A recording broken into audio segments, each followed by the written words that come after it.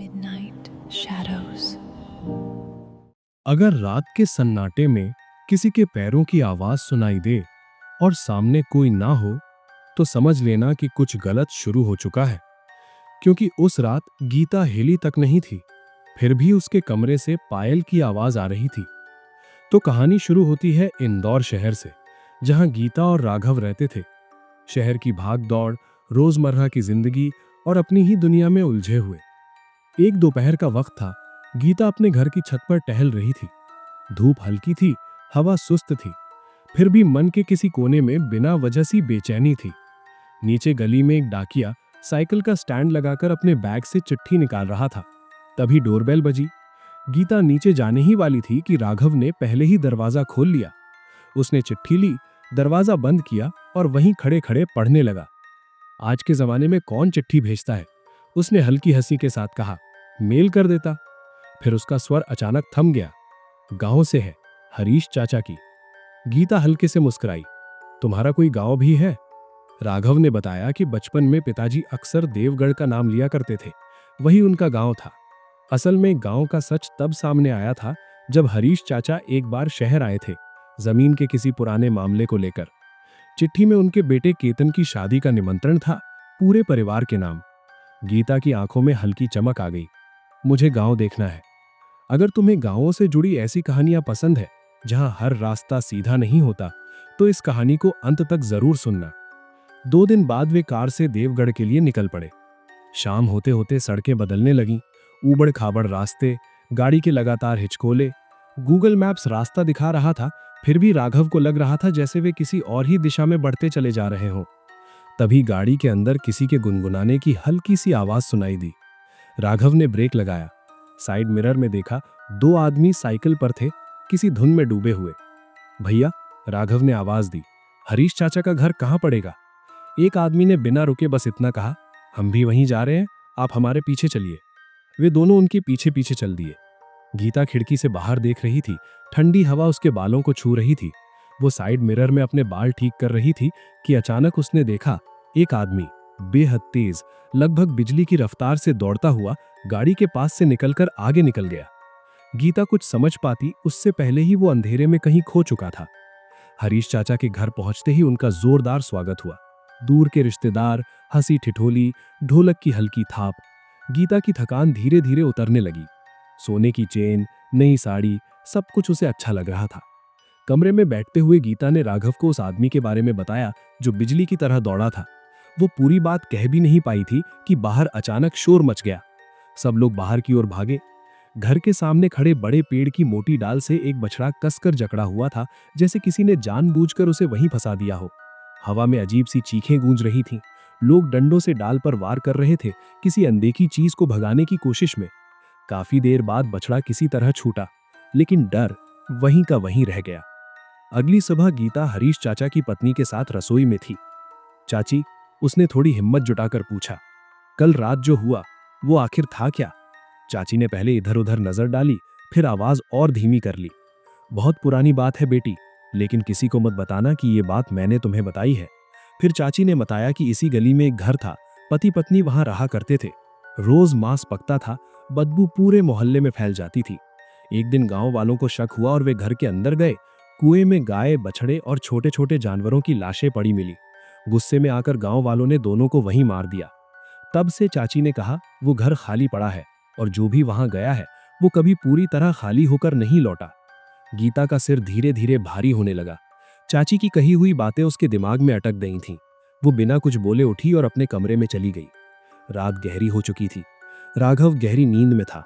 गीता की आंखों में नींद दूर दूर तक नहीं थी।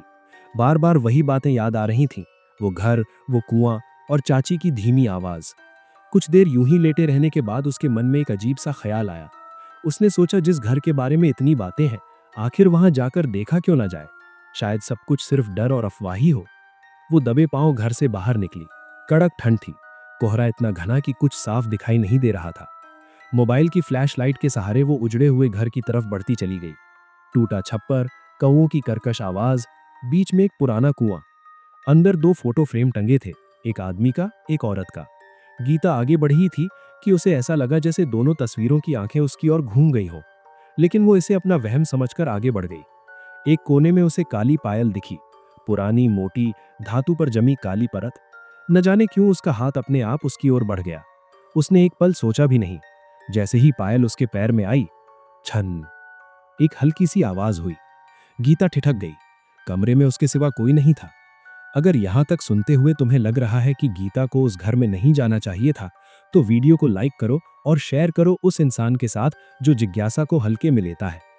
गीता धीरे धीरे कुएं के पास बढ़ी।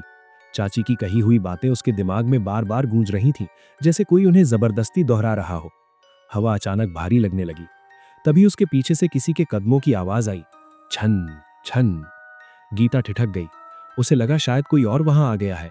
वो मुड़ने ही वाली थी कि अचानक उसकी पीठ पर जोर का धक्का लगा। उसकी चीख अंधेरे में घुल कर रह गई। इसके बाद कुछ देर तक कोई आवाज नहीं आई। कोहरा और सन्नाटा जैसे वहीं जम गए हो। फिर अचानक गांव के कुत्ते एक साथ भौंकने लगे।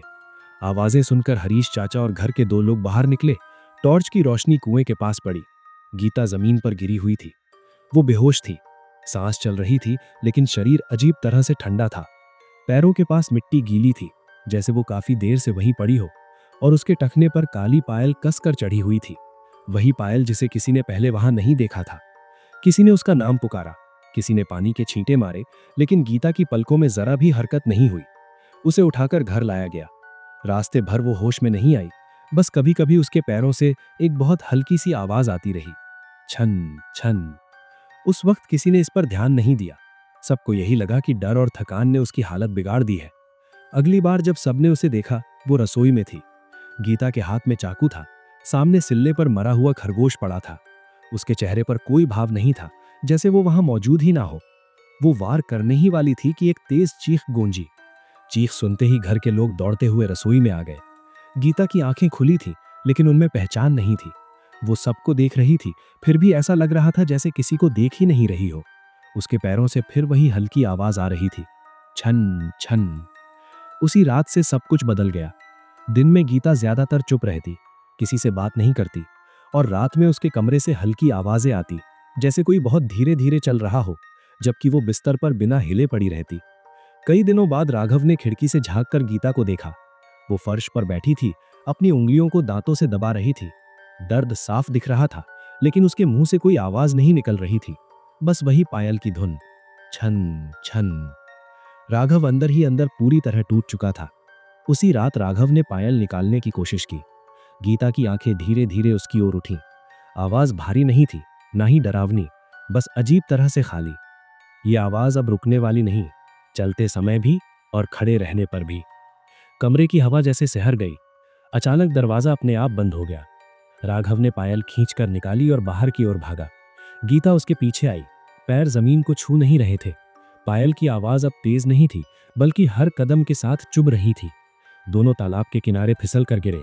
पानी के भीतर जोरदार संघर्ष हुआ। राघव को लगा जैसे किसी और के हाथ उसकी कलाई पकड़ चुके हैं, ठंडे और बेरहम। तभी पानी के भीतर 4 आकृतियां उभरी, उल्टे पैर, धुंधले चेहरे। उन्होंने गीता को जकड़ लिया। पायल की धुन अचानक तेज हुई, फिर धीरे धीरे बिखरने लगी। राघव किसी तरह पायल को उससे अलग कर सका। सुबह सब शांत था। गीता जिंदा थी, कमजोर और थकी हुई। पायल अब उसके पैर में नहीं थी। राघव ने राहत की सांस ली, लेकिन जब गीता ने पहला कदम आगे बढ़ाया, छन, राघव चौंक गया। गीता के पैर खाली थे, पायल कहीं नहीं थी, फिर भी वही आवाज राघव के कानों में गूंज रही थी। उसने हरीश चाचा और घर वालों से कहा, लेकिन उन्होंने इसे डर और थकान का असर मान लिया। डॉक्टर को बुलाया गया। उसने जांच के बाद कहा सब ठीक है। घर वालों ने भी यही कहा कि अब खतरा टल गया है। लेकिन गीता जानती थी, कुछ भी नहीं टला था। राघव उसी दिन देवगढ़ छोड़कर निकल गया। इसलिए नहीं कि डर खत्म हो गया था, बल्कि इसलिए क्योंकि कुछ आवाजों के साथ एक ही जगह पर ज्यादा देर रहा नहीं जाता। कुछ जगहें पीछा नहीं छोड़ती, और कुछ आवाजें कभी नहीं रुकती।